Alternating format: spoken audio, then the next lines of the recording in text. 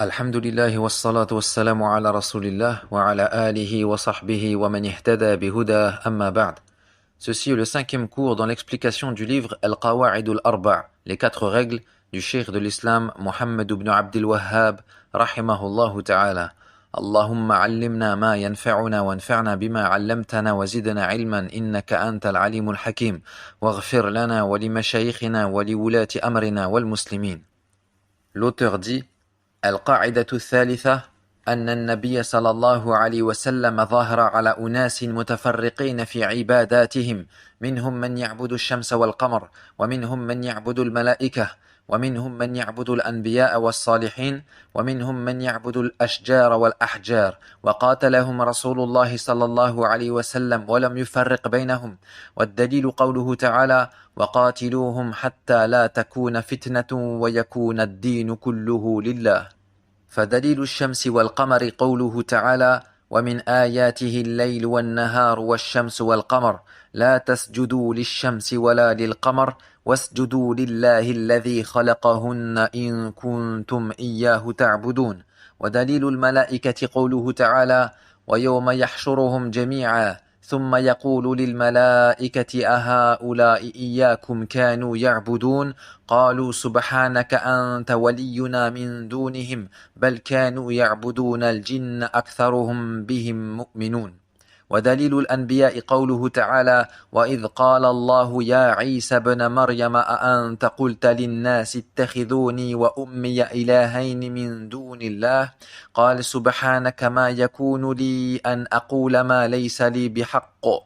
ودليل الصالحين قوله تعالى: قل ادعوا الذين زعمتم من دونه فلا يملكون كشف الضر عنكم ولا تحويلا أولئك الذين يدعون يبتغون إلى ربهم الوسيلة أيهم أقرب ويرجون رحمته ويخافون عذابه إن عذاب ربك كان محذورا.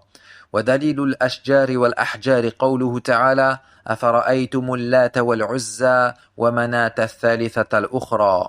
وحديث أبي واقد الليثي رضي الله عنه قال: خرجنا مع رسول الله صلى الله عليه وسلم إلى حنين ونحن حدثاء عهد بكفر، وللمشركين سدرة يعقفون عندها وينوطون بها أصلحتهم يقال لها ذات أنواط، فمررنا بسدرة فقلنا: يا رسول الله اجعل لنا ذات أنواط كما لهم ذات أنواط. فقال رسول الله صلى الله عليه وسلم: الله أكبر إنها السنن. قلتم والذي نفسي بيده كما قالت بنو إسرائيل لموسى اجعل لنا إلها كما لهم آلهة. La 3e règle, c'est que le prophète sallallahu alayhi wa sallam est apparu au sein d'un peuple dont les adorations étaient variées. Certains adoraient le soleil et la lune, certains adoraient les anges, certains adoraient les prophètes et les pieux, et certains adoraient les arbres et les pierres. Le messager d'Allah sallallahu alayhi wa sallam les a donc tous combattus de la même manière sans les différencier. Et la preuve est la parole d'Allah dont le sens est: et combattez-les jusqu'à ce qu'il n'y ait plus de shirk et que toute l'adoration soit vouée à Allah. Et la preuve concernant le soleil et la lune est la parole d'Allah dont le sens est: et parmi ces signes il y a la nuit et le jour, ainsi que le soleil et la lune.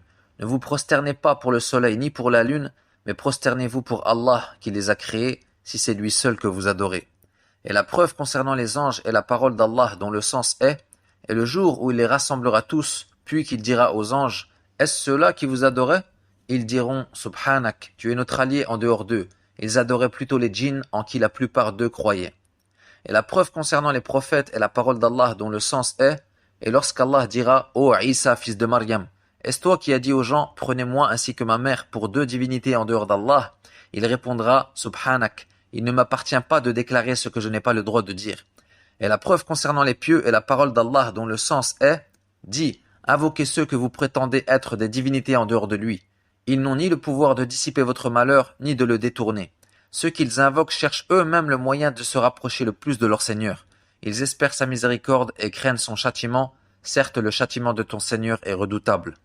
Et la preuve concernant les arbres et les pierres est la parole d'Allah dont le sens est: avez-vous vu Al-Lat et Al-Uzza, ainsi que Manat, ces 3e autres, ainsi que le hadith de Abi Waqidin al-Laythi radiyallahu anhu lorsqu'il dit: nous sommes sortis avec le messager d'Allah sallallahu alayhi wa sallam en direction de Hunayn alors que nous étions fraîchement convertis à l'islam. Et les polythéistes avaient un arbre de jujubier appelé Dhatu Anwat, auquel ils accrochaient leurs armes. Nous passâmes alors près d'un jujubier et nous dîmes, ô messager d'Allah, désigne-nous un Dhat Anwat comme le leur. Le messager d'Allah sallallahu alayhi wa sallam dit alors, Allahu Akbar, l'histoire se répète. Par celui qui détient mon âme dans sa main, vous avez certes tenu les mêmes propos que Benu Israël à Moussa, désigne-nous une divinité comme la leur. Tayyib. Cette troisième règle qu'a citée le cheikh est également une réponse à une ambiguïté des mushrikoun de notre époque qui, lorsqu'on leur lit les versets du Coran interdisant le shirk, nous disent « Ces versets concernent les polythéistes de Quraysh qui invoquaient des statues, tandis que nous invoquons des pieux, des awliya, yani ils ne se sentent pas concernés par tous ces versets. » L'auteur, le cheikh Muhammad ibn Abdul Wahhab, nous explique donc, preuve à l'appui, que le messager d'Allah sallallahu alayhi wa sallam a été envoyé à un peuple de mushrikoun qui n'adorait pas que des statues. Ils adoraient toutes sortes de choses comme on va le voir. Et il ne fit aucune différence entre ceux qui adoraient des pierres et ceux qui adoraient des anges ou des prophètes. Et Allah lui ordonna de les combattre tous sans distinction. Et le cheikh Ibrahim al-Muhaymid, hafidhahullah, nous donne une magnifique règle à apprendre par cœur qui est « Illatu shirk at-tashrik, la farqa bayna sharikin wa sharik ». La cause du shirk, c'est l'association. Pas de différence entre telle ou telle chose associée à Allah. Je vous la répète en arabe, c'est une règle en or. Illatu shirk at-tashrik, la farqa bayna sharikin wa sharik. Qu'est-ce que ça veut dire? Ça veut dire que peu importe la chose qui est adorée en dehors d'Allah, le jugement est le même. La preuve est la parole d'Allah. وَقَاتِلُوهُمْ حَتَّى لَا تَكُونَ فِتْنَةٌ وَيَكُونَ الدِّينُ كُلُّهُ لِلَّهِ. Et combattez-les, Allah ici n'a pas précisé ou différencié. Jusqu'à ce qu'il n'y ait plus de fitna. Et le sens de fitna ici c'est le shirk, comme le disent les mufassiroun. Et que tout le din soit voué à Allah. Ce qui est voulu par le din ici c'est l'ibadat, les adorations. Car le mot din peut avoir plusieurs sens. Il peut avoir comme sens al-millah, la religion, comme dans le verset وَذَلِكَ دِينُ الْقَيِّمَةِ. Et ceci est la religion de droiture. Mais il peut aussi avoir comme sens al-jaza, la rétribution, comme dans le verset Maliki yawmiddin, maître du jour de la rétribution. Et parmi ces sens, il y a al-ibada, l'adoration, comme dans le verset qu'a cité l'auteur. وَقَاتِلُوهُمْ حَتَّى لَا تَكُونَ فِتْنَةٌ وَيَكُونَ الدِّينُ كُلُّهُ لِلَّهِ. Et combattez-les jusqu'à ce qu'il n'y ait plus de shirk et que toutes les adorations soient vouées à Allah. Le cheikh cita ensuite la preuve concernant le soleil et la lune, yani la preuve que le soleil et la lune sont adorés en dehors d'Allah. Car il y avait des mushrikoun qui se prosternaient pour le soleil lorsqu'il se levait et également lors de son coucher. Le prophète sallallahu alayhi wa sallam nous a alors interdit de prier à ces deux moments de la journée, saddan lidhari'a, c'est-à-dire pour fermer la porte à ce qui peut amener au shirk. Je vous donne quelques exemples de choses qui ont été interdites, saddan lidhari'a, afin que vous compreniez bien cette expression. Dans Surat Al-An'am, Allah dit وَلَا تَسُبُّوا الَّذِينَ يَدْعُونَ مِن دُونِ اللَّهِ فَيَسُبُّوا اللَّهَ عَدْوًا بِغَيْرِ عِلْمٍ. Et n'insultez pas ceux qu'ils invoquent en dehors d'Allah, car par animosité et ignorance, ils insulteraient Allah.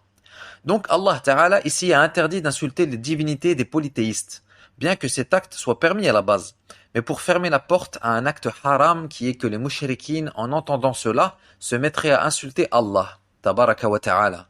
Voilà ce que veut dire saddan lidhari'a. Autre exemple, Allah a interdit au muhrim, c'est-à-dire à celui qui est en état d'ihram, de se parfumer. Alors que le parfum est permis à la base. Mais sachant qu'il est interdit au muhrim d'avoir des rapports intimes avec son épouse, et que le parfum fait partie des causes appelant à l'acte, eh bien, il fut interdit saddan lidhari'a. Également, le messager sallallahu alayhi wa sallam a ordonné de séparer les enfants dans leur lit à 10 ans complets, yani lorsqu'ils rentrent dans la 11e année, pour fermer la porte au shaitan, etc. Allah Jalla wa Ala dit alors La tasjudu lish-shamsi wala lil-qamar. Ne vous prosternez pas pour le soleil ni la lune. Wasjudu lillahi alladhi khalaqahunna in kuntum iyyahu ta'budun. Mais prosternez-vous pour Allah qui les a créés si c'est vraiment lui que vous adorez. Su'al. Y a-t-il encore des gens qui adorent le soleil et la lune à notre époque? La réponse est oui.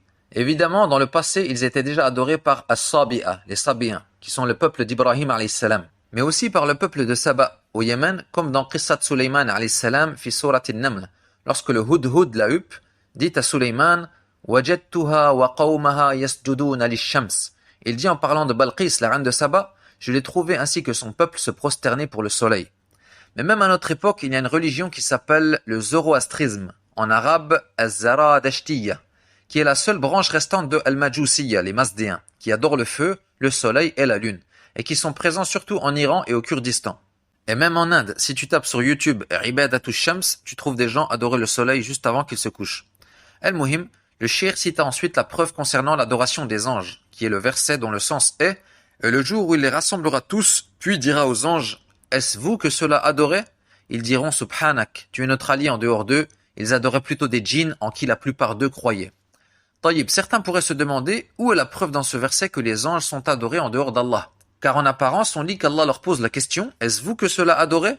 et que les anges répondent avec adab que non, plutôt ce sont les djinns qu'ils adoraient. Taïb, narji' ila tafasir.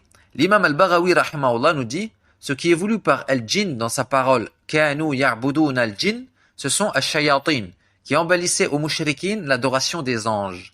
Fahum kanu yuti'un ash-shayatin fi ibadati al-malaika. Donc ces gens obéissaient aux shayatin dans le fait d'adorer les anges. Donc sa parole ya'budun al-jinn signifie yuti'un al-jinn. Ils obéissaient aux djinns. Wadih, tamam. Et ikhwa, bikhtisar shadid, pour résumer un maximum, les anges sont des êtres créés de lumière, comme cela est relaté par Aïcha radiyallahu anha dans Sahih Muslim. قالت خلقت الملائكة من نور وخلق الجان من مارج من نار وخلق آدم مما وصف لكم. Elle dit les anges furent créés de lumière. Le djan, yani le père des djinns, Iblis, fut créé de la flamme d'un feu sans fumée, et Adam alayhi salam fut créé de ce qui vous a été décrit. Deuxièmement, les anges ne peuvent désobéir à Allah azza wa jal. قال تعالى لا يعصون ما أمرهم ويفعلون ما يؤمرون. Ils ne désobéissent pas à ses ordres et font ce qu'on leur ordonne. Surat al-Tahrim. Troisièmement, ils ont des fonctions précises. Par exemple, Jibril alayhi salam est chargé de transmettre la révélation au messager d'Allah alayhi salam. Mikaïl, lui, est chargé de faire tomber la pluie. Malik est chargé de garder l'enfer, etc. On développera plus sur les anges dans un autre livre, incha'Allah. Puis le cheikh cita la preuve que des prophètes furent adorés en dehors d'Allah, dans Surat al-Ma'idah. Et lorsqu'Allah dira, ou bien, et lorsqu'Allah dit, car les mufassiroun ont divergé sur le moment de ce dialogue entre Allah et Isa alayhi salam. Certains ont dit que ceci s'est produit lorsqu'Allah éleva Isa au ciel, et d'autres ont dit que ceci se produira yawm al-qiyamah. Al-Muhim, Allah lui a dit ou lui dira, ô Isa, fils de Maryam, est-ce toi qui as dit aux gens, prenez-moi ainsi que ma mère pour deux divinités en dehors d'Allah? Il répondra, Subhanak, il ne m'appartient pas de déclarer ce que je n'ai pas le droit de dire. On pourrait se demander pourquoi Allah questionne Isa sur cette parole alors qu'il sait, subhanahu wa ta'ala, que Isa n'a pas dit ça. Car Allah sait tout aslan. Ya'lamu ma kan, wa ma sayakun, wa ma lam yakun law kana kayfa yakun. Ahata bi kulli shay'in ilma, wa ahsa kulla shay'in adada. Il fut dit, comme le rapporte al-Baghawi rahimahullah, que ceci est pour réprimander son peuple et montrer la gravité de cette parole.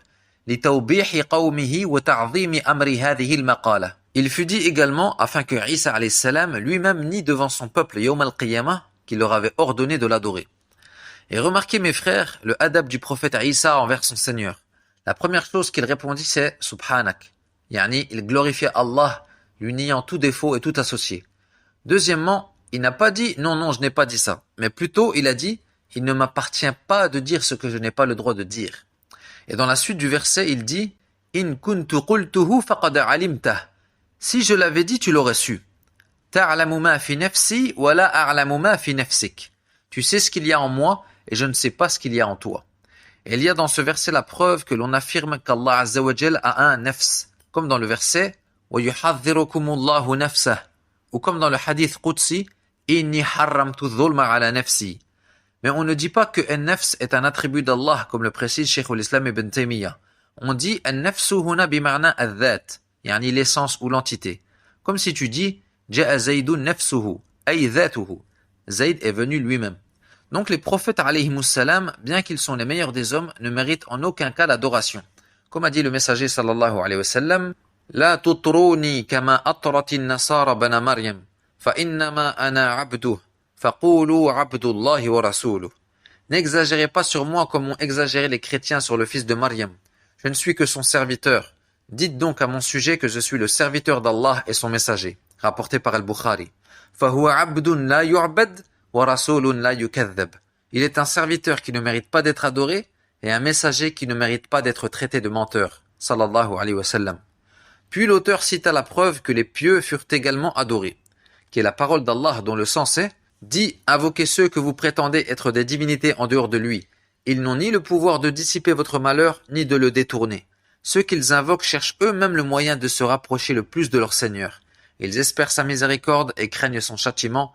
Certes, le châtiment de ton Seigneur est redoutable.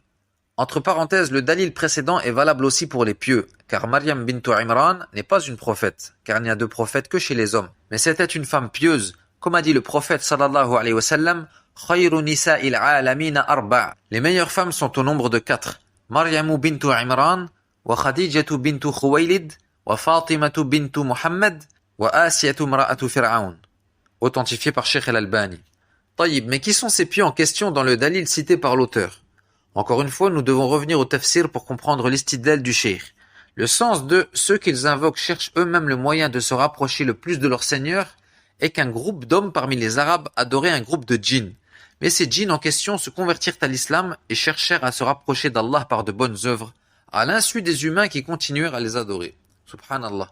Selon ce tafsir, ces pieux en question sont donc un groupe de djinns. Puis le cheikh cita 2 preuves concernant l'adoration des arbres et des pierres, un verset et un hadith.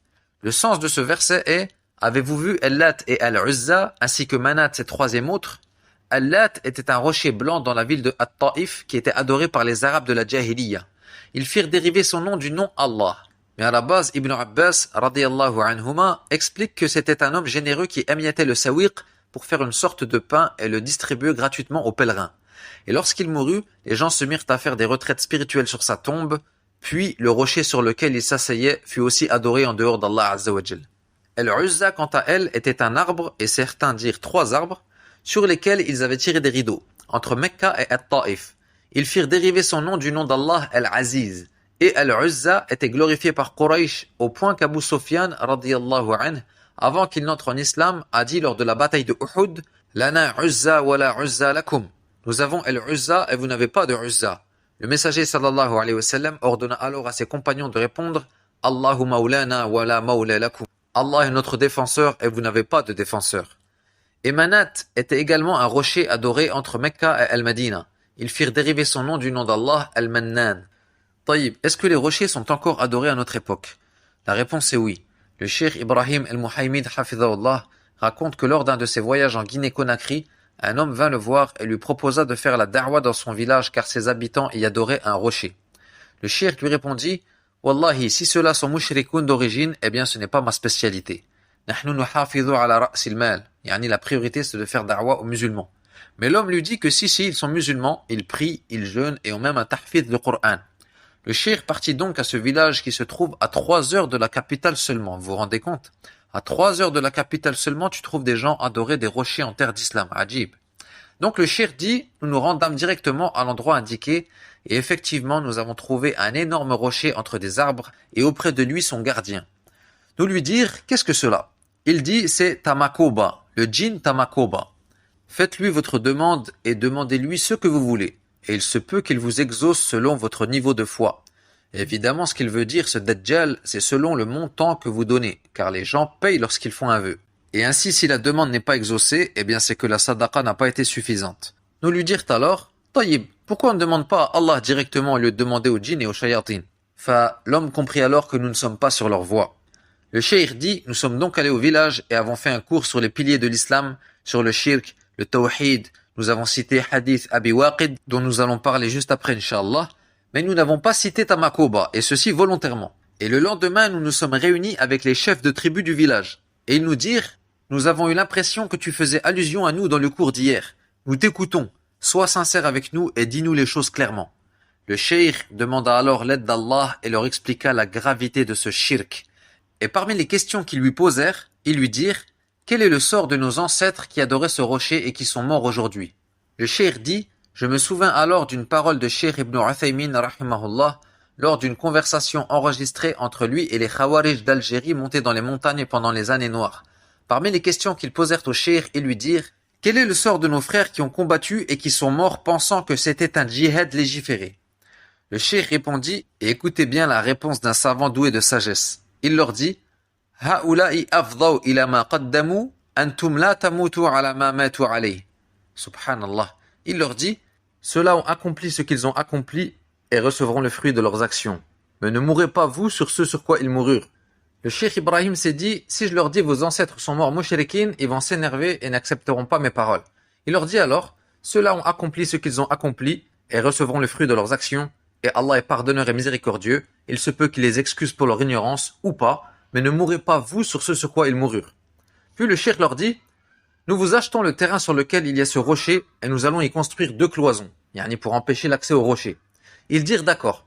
Le cheikh appela alors des muhsinin de Saoudia pour acheter le terrain et lui dire oui mais à une condition, que le rocher soit inclus dans la vente du terrain. Le cheikh leur dit Abshiro et alhamdulillah le terrain fut acheté et les frères prêcheurs au tawhid là-bas cassèrent le rocher en 4 ou 5 morceaux qu'ils emportèrent en voiture et jetèrent dans un oued à 70 km de là.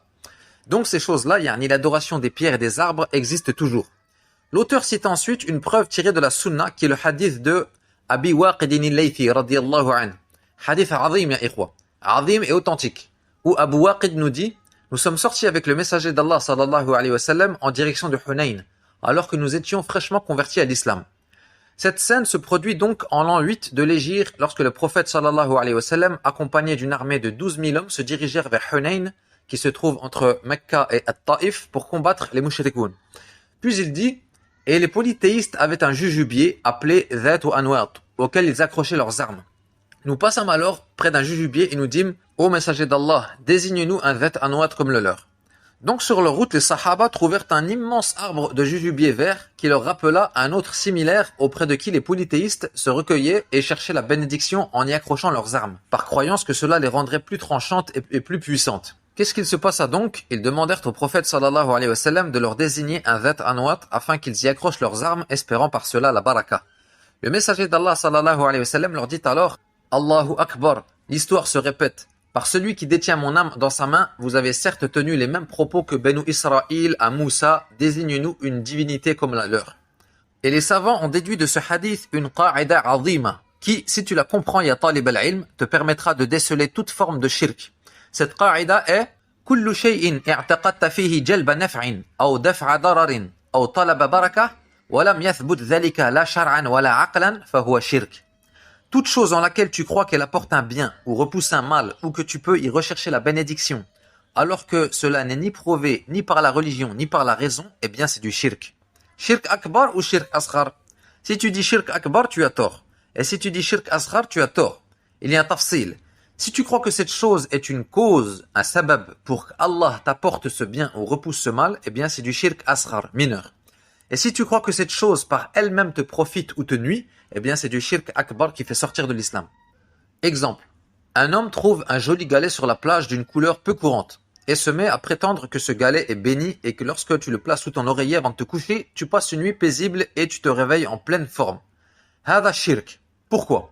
Parce qu'il n'y a ni preuve de cela dans Ash-Shar' ni dans la médecine connue. Yani, même au niveau du aql, il n'y a aucune raison pour qu'un galet produise une telle chose. Donc c'est du shirk. S'il dit que ce galet n'est qu'une cause et que c'est d'Allah, évidemment, que vient cet apaisement et cette force, eh bien, c'est du shirk asghar. Et s'il croit que c'est le galet en lui-même qui fait cela, eh bien, c'est du shirk akbar, wal'iyadhu billah. Le cheikh Ibrahim al-Muhaymid, hafidhahullah, nous raconte qu'il y a une trentaine d'années, dans la ville de Bahra, en Arabie Saoudite, entre Jeddah et Mecca, est apparu un bouc qui donne du lait en petite quantité. C'est très rare, mais ça arrive. Et la rumeur a couru que le lait de ce bouc guérit les malades et qu'il rend voyant l'aveugle et qu'il rend fertile celui qui ne peut pas avoir d'enfant. Le cheikh nous dit « Wallahi, les gens vinrent de toute l'Arabie pour boire le lait de ce bouc. » Le mufti du royaume, qui n'est autre que Cheikh Ibn Baz, rahimahullah, émit alors l'ordre d'égorger le bouc. Et c'est Cheikh Ibrahim al-Muhaymid en personne qui fut mandaté pour cela. Il dit « Faji'na bit-tays wa dhabahnahu ala at-tariqati al-islamiyya. » Hafidhahullah. Et parmi les fawaïd de ce hadith, il nous indique que la personne ayant délaissé le batil, le faux, et accepté le haqq, la vérité, n'est pas à l'abri d'avoir des traces restantes de ce batil dans son cœur. Et sa parole, wa nahnu hudatha'u ahdin bi kufr, alors que nous étions fraîchement convertis à l'islam, nous indique l'excuse de ceux qui prononcèrent cette parole, et qu'ils ne la prononcèrent que parce qu'ils étaient fraîchement convertis à l'islam, et ignorants de ce jugement. Quant aux anciens, parmi kibar as-sahaba wal muhajirin, ils ne firent pas partie de ceux qui dirent cela. Et sa parole, walil mushrikina sidratun ya'qufuna 'indaha. Al-'uquf huwa al-iqamatu 'ala ash-shay' wal-mukthu 'indahu. Al-'uquf, c'est le fait de se tenir auprès d'une chose pendant un certain temps. Wal-'uquf 'ibada. Qala Allah ta'ala wa la tubashiruhunna wa antum 'akifuna fil masajid. Et n'ayez pas de rapport avec elles pendant que vous êtes en retraite spirituelle dans les mosquées. Et akhil karim, tu remarqueras que les causes du shirk sont différentes selon la chose adorée en dehors d'Allah tabaraka wa ta'ala. Illatu shirk fil anbiya'i was salihin wal malaika as-salah. La cause de l'adoration des prophètes, des pieux et des anges, c'est la piété. Yani, la raison qui fait que ces mushrikines se sont rapprochés de ceux-là et les ont pris comme intermédiaires entre eux et Allah, c'est leur droiture et leur obéissance à Allah. Et la cause de l'adoration des arbres et des pierres, c'est la croyance qu'ils sont bénis et qu'ils ont trouvé la baraka auprès d'eux, ou que leurs invocations seront exaucées à cet endroit. Et il y a d'autres masaïl en lien avec ce hadith de Abi Waqid qui sont importantes, mais que les savants n'ont pas citées dans l'explication de ce livre car elles sont d'un niveau plus avancé et parce qu'ils les abordent généralement dans l'explication de Kitab al-Tawhid. Car ce hadith est cité aussi dans Kitab al-Tawhid. Allahumma inna nas'aluka ilman nafi'a wa rizqan tayyiba wa amalan mutaqabbala wa subhanaka Allahumma wa bihamdik ashhadu an la ilaha illa ant astaghfiruka wa atubu ilayk wa sallallahu ala nabiyyina Muhammadin wa ala alihi wa sahbihi wa sallam.